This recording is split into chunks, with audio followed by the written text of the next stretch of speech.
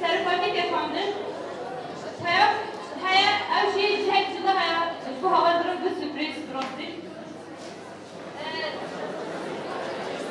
Mesajı falan revşa siyasi, rapor edildi olan, reşname biriyat, rezigname, meclisi etkişaftın, şiara kongre medya girin, o jüfa afatına geçtiğine. Fekatı navero kazanız de, lisan navi objektifi, rastiye dirok, civak afazay civaki nasne girin, jirola kırda darbıkinin bağvay kittitiz hatiye saras girin.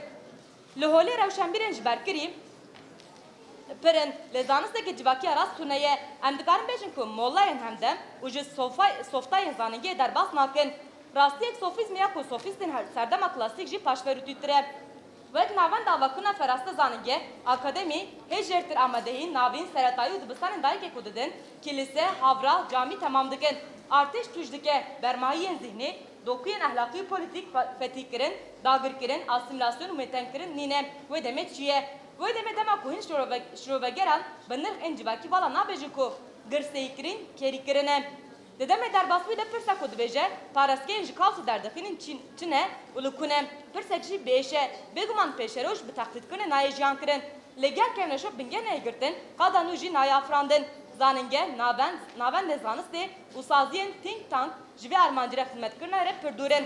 Evder hatnara şekusa ku ediş bu kesan, nivişti u kağızden xılas buyne belav diken. Dedemin berede şarsanı Mısır'da, seneden ahirete xılas dike, daha da belav kirin.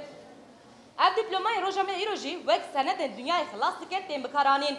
Biviya vayi pırskeka perverde ceveri xwede saziyem civakiyen ahlaki u politik, çoğu ku ferz dike, erke ahlaki politikaya esasi, perverde civaki pekanine. Civake ki ku perverde neke, derfete u saziyen xuen ahlaka cevheri u politik peşxistin, u liser lingan girtin ji jole radıbe, u da heman demede ve habuna uji her tim dibin xateri de jiyan bike, birize uj belabune xılas nabe.